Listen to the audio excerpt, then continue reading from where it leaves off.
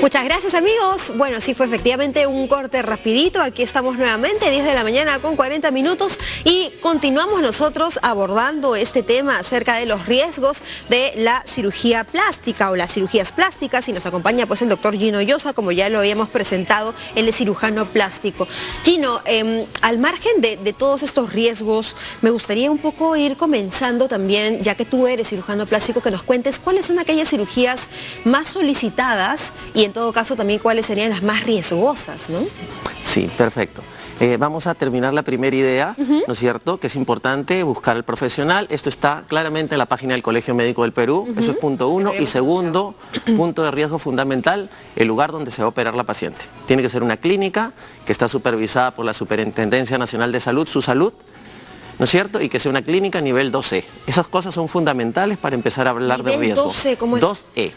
Cualquier establecimiento de salud, desde consultorio hasta los hospitales generales, el nivel de dichos locales tienen categorías. Nivel 1, los consultorios, nivel 2, y para clínicas en las que se puede hacer cirugías plásticas tiene que tener esa categoría. Entonces ahí uno ya no tiene que estar preguntando si me voy a operar, hay un desfibrilador, hay los equipos necesarios, porque necesariamente para tener ese nivel de categoría ya tiene todo, no solo los equipos, sino que funcionen bien, tienen controles periódicos de buen funcionamiento. Entonces la seguridad del paciente está garantizada, digamos, con todas las coberturas necesarias en las clínicas de ese nivel. Claro. Es muy diferente si yo me hago una liposcultura en un consultorio, en un centro médico menor, porque no tiene ninguna medida de seguridad ante cualquier eventualidad o complicación. Entonces la gente tiene que saber eso. Tiene que llegar y preguntar qué nivel tiene el lugar donde me voy a operar, porque el médico puede ser muy bueno, pero si no tiene el soporte de tecnología y el equipamiento de personas a su lado, no podrá salvar una complicación. Correcto. Ahora, yendo a la pregunta, las cirugías más frecuentes en el país son la liposcultura, la rinoplastía y el implante mamario. Esa es la primera línea, las más solicitadas. En todo caso por mujeres. Sí, por mujeres y hombres también, cada vez más lo son. La rinoplastía en jóvenes, en varones es muy frecuente. Las liposculturas también cada vez más se pone de moda, no tanto en el paciente que está en gran aumento de peso, sino los jóvenes, 40 años más o menos, que quieren lucir un poco... 40, qué lindo. Bueno, digamos, pacientes que quieren lucir mejor. Ahora cuidan mucho su imagen corporal y facial. Los empresarios, ¿no? Gerentes, buscan mucho al detalle. ¿Cuántas veces uno se puede realizar una lipoescultura? Yo considero en las mujeres, a mí me gusta, por ejemplo, como tope hacerla en 2 oportunidades. Una cuando requieren previamente, bueno, cuando están bastante jóvenes y tienen acúmulos grasos localizados, y otra después de los hijos. Siempre hay que hacer pequeños retoquitos y complementos, ¿no? Y punto, y ahí queda. Así es. Ahora, hablando un poquito de los riesgos, dentro de las cirugías más frecuentes de cirugía plástica, evidentemente las que genera mayor tipo de riesgo hacia una fatalidad y donde uno tendría que poner mucha alerta en el lugar donde se va a operar es la liposcultura. Una cosa, liposcultura y las abdominoplastías. Estas son consideradas operaciones mayores. ¿En qué consiste cada una de estas? ¿Cómo son estas operaciones? ¿Cómo se llevan a cabo? La liposcultura es consiste en una cirugía que lo que busca es extraer grasa de algunas zonas localizadas del cuerpo. Por tanto, puede haber una cirugía local, es decir, en zonitas limitadas, como puede haber una de todo el cuerpo, ¿cierto? El riesgo aumenta en relación al aumento de volumen. Por ejemplo, lipo localizada de la zona de la cintura podrá manejarse con una simple sedación y anestesia local. El riesgo es mínimo. Pues no hay desestabilidad hemodinámica de líquidos que le tengan que poner al paciente, que es diferente sacarle más de 4 o 5 litros a una paciente en una liposcultura grande. Pero sin embargo esto es muy importante, porque se piensa que porque es una cirugía menor uno lo puede operar en un consultorio, ¿no? Y entonces hay que tener en cuenta que si bien es cierto, no hay un riesgo de descompensación hemodinámica, pero sí hay otros riesgos, hay riesgos de infecciones. Porque en un consultorio uno no tiene una central de esterilización para que ese instrumental tenga las condiciones adecuadas. Igual el ambiente donde se realiza no es el ambiente de una sala de operaciones con las normativas de higiene y seguridad que se deben hacer en un centro quirúrgico. Claro. Entonces vienen todas... Y otra cosa, muchas veces le dicen al paciente, te vas a hacer con anestesia local, ¿no es cierto? Y te vas a las 2 horas a la casa. Sin embargo, hay que tener en cuenta que no solo es anestesia local, que es lo que se vende al paciente, sino que le tienen que hacer una sedación endovenosa, porque si no, no va a aguantar ese dolor.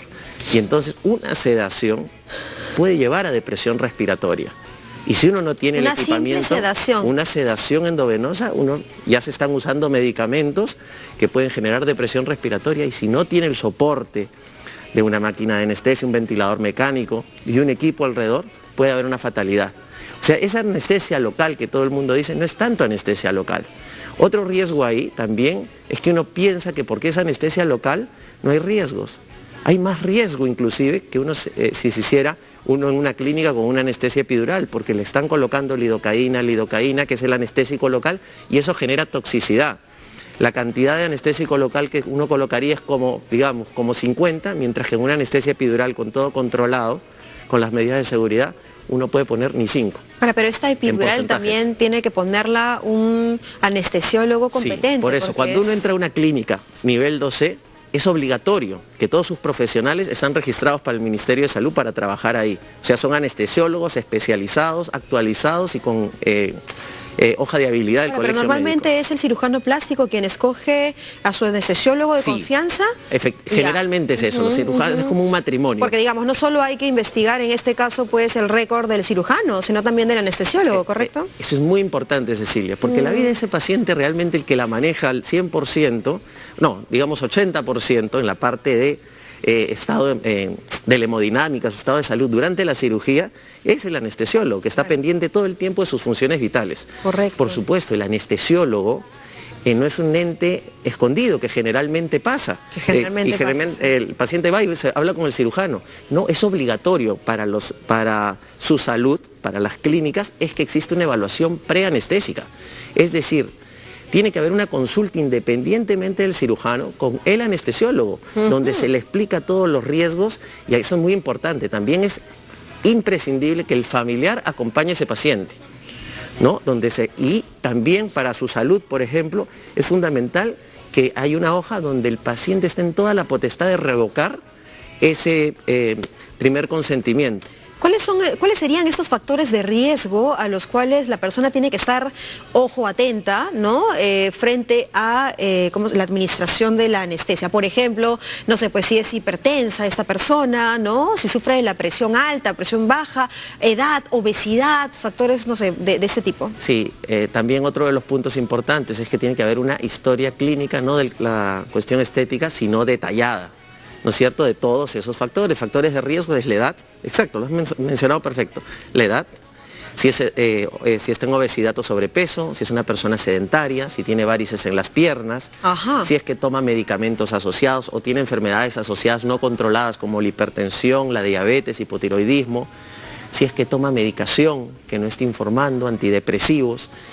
Toda esa historia clínica global es fundamental. También tiene que ver mucho el riesgo en relación a qué procedimiento se va a realizar. Si una paciente viene y pretende hacerse una liposcultura, pero a la vez un poquito de cirugía facial, el tiempo quirúrgico va a aumentar, y eso es otro factor de riesgo. Cirugías de más de 4 horas, el riesgo aumenta. Wow. Y en este tipo de pacientes, el gran problema y los riesgos en liposculturas y abdominoplastías es que exista unos coagulitos en las piernas que puedan desprenderse, y generalmente es la principal causa de mortalidad en liposculturas. Por eso, si uno hace tromboembolismos pulmonares, efectivamente, entonces si es que uno detecta previamente que no es un buen paciente para someterse, hay que hacerle las pruebas necesarias, una ecografía Doppler, y pedir interconsultas a las especialidades y diferir esa cirugía para 3 meses, 6 meses después, cuando los factores de riesgo hayan disminuido. Si no disminuye, no debería operarse. Qué peligroso. ¿No? Completamente. Ahora, pero normalmente una persona que va a solicitar una lipoescultura es probablemente una persona que tenga, digamos, un problema de obesidad. ¿Cómo se maneja esto? Sí, lo que pasa es que actualmente ya se hizo una autocrítica a todas las cirugías que se hicieron los 90 al 2000. Y la estadística de mortalidad es la que ha llevado a tomar estas medidas de seguridad. Ya hay protocolos establecidos de qué es un paciente de riesgo, y en el momento actual los pacientes de obesidad no deberían operarse por todo este factor de riesgo que desencadena.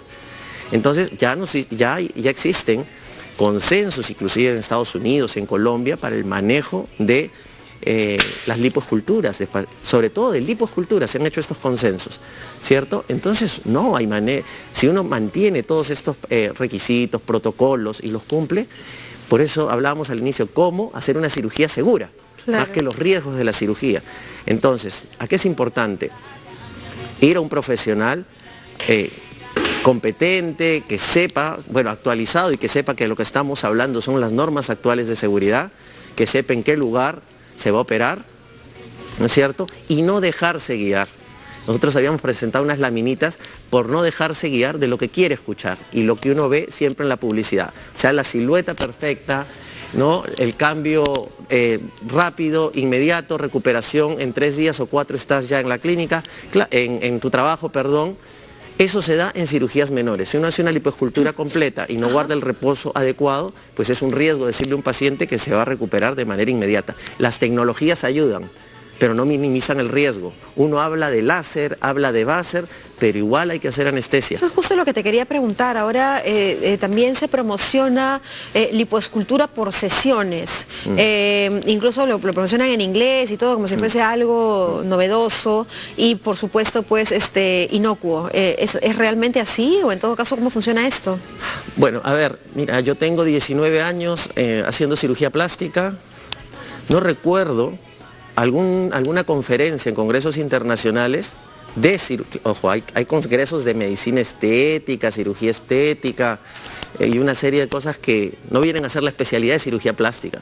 No recuerdo que se hable de o conferencias importantes sobre lipoescultura por sesiones. Esa es la necesidad. La medicina puesta a la necesidad de la gente porque no tiene el tiempo necesario.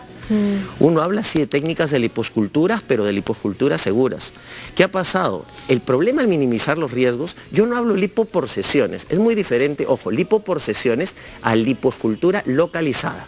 Es decir, yo veo una paciente delgada que solo tiene una zonita de grasa acá, perfecto. Ella se le puede hacer localmente esa zonita porque es donde tiene el problema localizado. Y es una lipo localizada. Lipo por sesiones es una manera de hacer lipoesculturas adaptada a los tiempos de la gente. ¿Qué pasa? Y eso pasa mucho. Hay gente que va una vez a una lipo por sesión, le sacan, por ejemplo, un poco de la cinturita de acá y otra la cintura de este lado. Y le dejan la parte alta, pues para hacérselo en otro tiempo quirúrgico. Hay que entender que el organismo no es un papel, que uno lo corta y al otro día va a cortar otro lado. Si yo vengo a los 15 días y me hago la otra parte, esta parte de abajo que se hizo primero está en fibrosis, mientras que esta otra parte va a estar en un proceso inflamatorio después de la cirugía. Entonces, pasando el tiempo a los 4 o 5 meses, la evolución del proceso de cicatrización es diferente, en diferentes etapas. Y cuando uno ve pacientes operados con esas técnicas 2 o 3 meses después, o 4, cuando ve una zona en fibrosis, la otra zona inflamada, y la que fue una vez y se hizo acá y no pudo regresar por el trabajo, cualquier cosa, termina con la espalda con acúmulo graso porque la fibrosis solo quedó abajo. Entonces yo no comparto para nada. Yo creo que una cirugía puede ser segura siempre que se trabaje en las condiciones adecuadas. De nada sirve entrar, me hago un poquito de anestesia local y hay otro riesgo ahí, que muchas veces por querer seguir haciendo local, ya no solo hacen una cintura, sino se extienden mucho más y ahí vienen los problemas, lo que hablamos de la toxicidad por lidocaína, que se exceden en la colocación y es la tercera causa de mortalidad en caso de lipoesculturas. Entonces hay que tener mucho cuidado. Ojo, estamos hablando que es extremadamente raro, en la estadística americana de los años 2000, sale que más o menos cada 5.000 lipoesculturas hay una fatalidad. Claro. O sea, no es que sea tan frecuente, pero hay que prevenir, hay que hacer la prevención. Así es. Todas las medidas del caso. Tenemos preguntas del público. Les Alcántara dice, buenos días, mi pregunta es, ¿a qué edad es recomendable hacerse una cirugía mamaria? Bueno, yo soy un convencido que la cirugía mamaria debe hacerse cuando el desarrollo de esa joven se haya completado, ¿no? Y cuando psicológicamente uno la vea apta para realizarse esto. Yo hablo por encima de los 20 años generalmente. Jovencitas, no creo que sea una necesidad y es verdad, por lo menos eso acá en Perú todavía se mantiene. Sí. Pero uno va a Colombia y eso es verdad, de los 15 años, yo estuve en Medellín ahora en noviembre, en un congreso también, y estuve en unas clínicas por allá y es normal. Es terrible, ¿no? En Estados Unidos también. Incluso operan a las chicas para sus quinceañeros y todo esto y en realidad es terrible, ¿no? Es otra idiosincrasia, menos mal que todavía acá, pero yo siempre digo, por ejemplo, uno no debe aceptar una niña de esta edad, 19, 20 años, sola. Todos los pacientes deberían ir con los padres. Claro. Y es más, actualmente, en la parte de documentación de historia clínica, tiene que firmar una...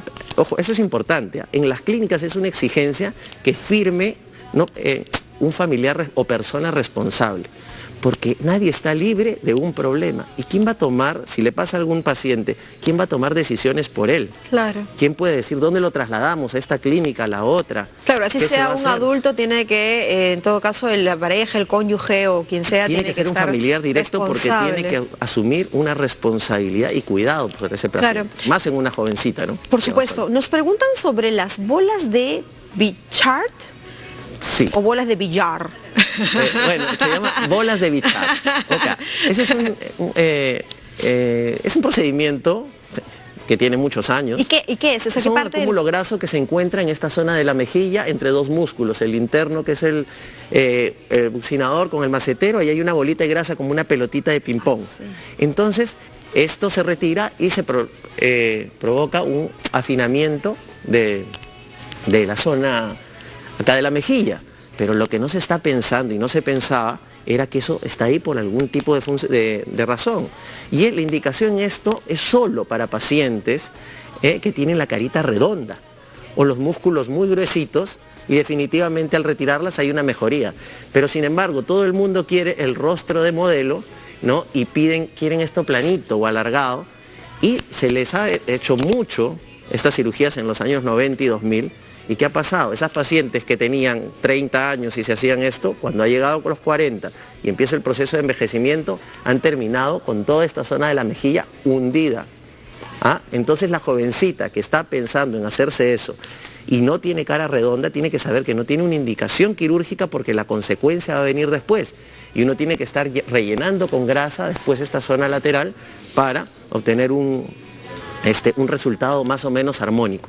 Por eso tienen que ir donde un cirujano con experiencia, pero sobre todo con la seguridad y claridad de saber decirle a un paciente que no. Hay pacientes que insisten, pero hay que saber decirles que no. Eso es fundamental. ¡Qué terrible! Primero, no hacer daño, ¿cierto? Y decirle que sí a una paciente. ¿Cuántos modelos nos han pedido? Y la respuesta ha sido no, durante muchos años, ¿no? Bueno, la exigencia es también terrible, no solo en el campo, en el mundo del modelaje, sino en general, ¿no? Las jovencitas cada vez están más bombardeadas, y sobre todo, creo yo, en estos tiempos donde incluso hay hasta realities, ¿no? A través del cable de cirugías plásticas, o de repente pues el boom de estas chicas Kardashian, ¿no? Que están, digamos, al día con la cirugía plástica. Y claro, las chicas que ven esto piensan que la vida es así, ¿no? Sí. Y que todo es fácil y que todo se puede hacer, y en realidad es muy peligroso, ¿no? Ni siquiera las chicas, las no tan chicas también se dejan influenciar, por este tipo de programas. Y bueno, siempre hay que estar bien informado, pero creo que hemos tenido una buena información por parte tuya, Gino. Muchísimas gracias. Y pues ahora muchas personas de hecho la van a pensar dos veces, y sobre todo, ¿no? Buscar al cirujano plástico competente, averiguar en dónde se va a realizar esa cirugía y también quién es el anestesiólogo. Eso creo que han sido como que las pautas de oro el día de hoy. Un detallito final, esto que comentaste de las pacientes jóvenes, muy importantes, porque es un deber de los pacientes informar al cirujano y en su consulta médica qué medicamentos está tomando. Está muy de moda los anabólicos, hormona de crecimiento, gente que para bajar de peso toma diuréticos, toma anfetaminas. Eso hay que decirlo porque influye directamente antes de una anestesia para cirugía. Es un factor de riesgo fundamental. Wow. Y es un deber informar. Y tampoco, y en todo caso también no estar tomando pues cualquier cosa así porque sí, ¿verdad? Así es. Si uno quiere bajar de peso hay que ponerse a hacer ejercicios. Así es. Y cerrar la boca. Así es, ese es el único. Y eso es otro tema, ¿verdad? Para más adelante, Gino, de repente puedes acompañarnos también más adelante para conversar sobre este tema, ¿no? Así que ya saben, pues si quieren bajar de peso, señora Lila Guti, ejercicios. Nada, estar tomando pepas, por favor, ni intercambiar ahí con la pollita, por favor. Nos vamos al corte y regresamos aquí en Por Casa. Gracias, Gino, un aplauso para ti. Al fresco. Así es, nos visitan los actores de nuestra historia para contarnos qué es lo que viene en esta cuarta temporada que promete tenernos ahí al pie del televisor comentando sobre esa gran producción nacional, nuestra historia. Nos vamos al corte y regresamos con esto y más en Bien por Casa.